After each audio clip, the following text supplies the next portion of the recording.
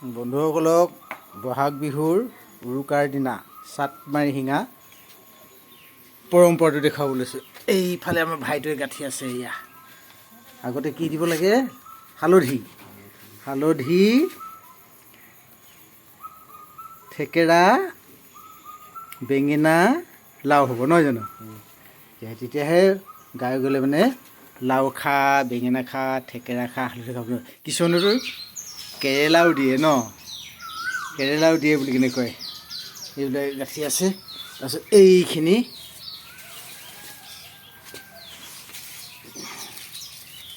মাখিয়তী, এইফালে টংলতি।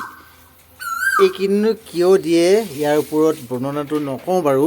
পৰম্পৰা হ'লে কিয় ব্যৱহাৰ কৰে, জানিবলৈ পোৱা মতে এইখিনি হেনো মানে কালিৰ দিনটোত লাঠিৰে কোবাব নালাগে, মহ মাখি খেদাবলৈ এইখিনিহে ব্যৱহাৰ কৰে হেনো।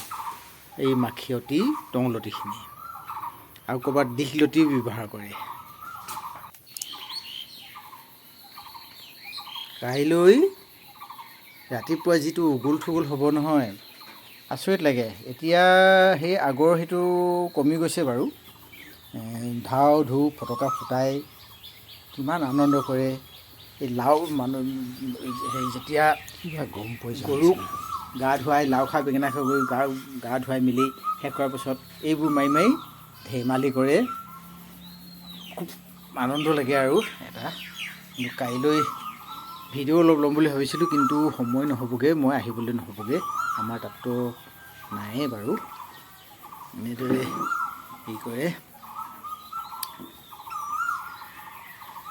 পথাৰত পানী হোৱা আশা আছে না কাইলৈ? এই ভাই অলপ আছে পানী। এই জানটুকুৰা আছে নাই এতিয়া? আছে। জানত পানী জমা হৈছে অলপ ন, গা ধুব পৰা হ'ব। নহ'লেতো আগতেনো এই গা ধুৱাব লাগে বুলি কিনে একেবাৰে শুকান ঠাইত মানে হেৰি কি বুলি কেনেকৈ এইটো এই ইঞ্জিনটো পানী চলোৱা ইঞ্জিনটো ফিটিং কৰি লৈছিলোঁগৈ।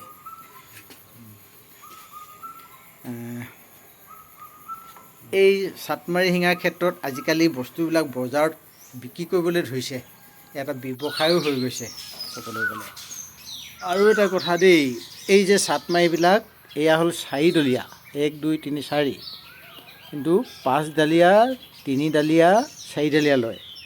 আৰু এইখিনি গৰু গা ধুওৱাৰ পাছত বেলেগ বেলেগ পৰিয়ালৰ মাজত অদল বদল কৰিব লাগে।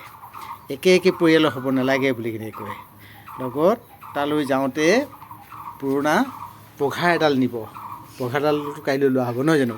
সেইডাল নতুন, আমি যেনেদৰে নতুন কাপোৰ কানি লওঁ, গৰুবিলাকো পঘাডাল কাপোৰ সলনি কৰাৰ নিচিনাকৈ সলনি কৰিব, কাইলৈ পথাৰত পেলাই থৈ আহিব। আৰু এইখিনি আগমান কৰি ল'ব মাটিত আৰু ওপৰত আলিতে মানে দ্বীপটো বনাই লয় আৰু এইখিনি আগবঢ়াবলৈ তাত এইখিনি দি আগমান কৰি গৰু গা ধোৱা নিয়ম কৰিব। লাও খা বেঙেনা খা, থেকেৰা খা, হালধি খা, মাৰ সৰু বাপেৰ সৰু, তই হবি বৰ বৰ গৰু বুলি কিনে গায় দেই। আৰু এনেদৰে পৰম্পৰাটো প্ৰত্যেক বছৰে কৰি আহিছে। ইয়াৰ ওপৰত ভালকৈ কথাবোৰ আলোচনা কৰিবলৈ, কিয় কৰে, এই টংলতিবিলাক কিয় লয়, এইবিলাক কথা আলোচনা কৰিবলৈ হ'লে পুৰণা মানুহৰ লগত সোধা পোছা কৰিব লাগিব। কিন্তু পুৰণা মানুহবোৰ জ্যেষ্ঠ মানুহৰ লগত সোধা পোছা কৰিলেহে আমি গম পাম।